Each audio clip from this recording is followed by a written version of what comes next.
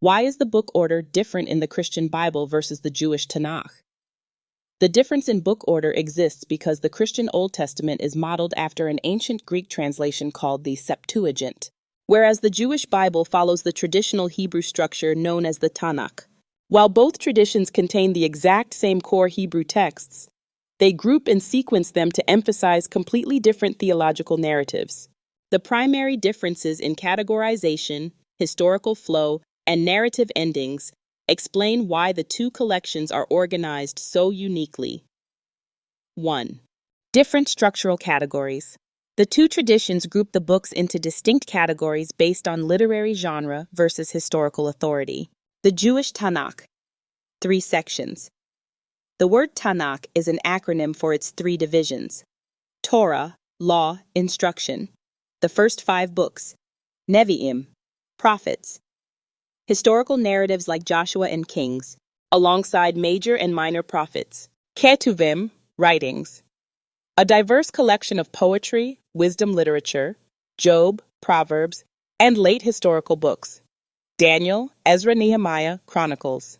The Christian Old Testament, 4 sections. Early Christians adopted the Greek Septuagint's topical framework, which groups books strictly by literary genre.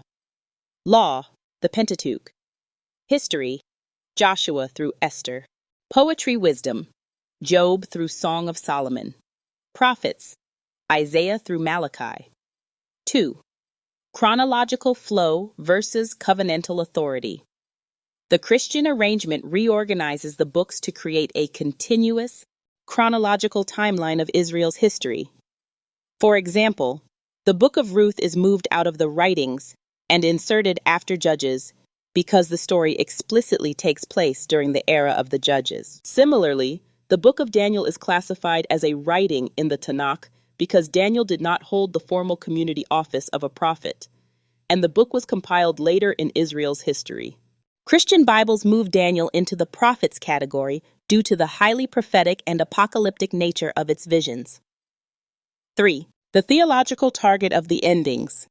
The most profound difference is how each collection concludes, which fundamentally shapes how a reader is intended to interpret the scriptural narrative.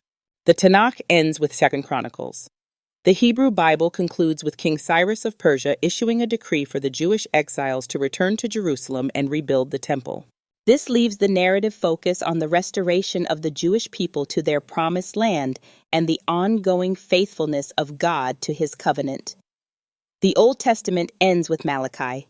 The Christian canon places the prophetic books last to act as a direct structural bridge to the New Testament. The very last verses of Malachi predict that God will send the prophet Elijah before the arrival of the Messiah.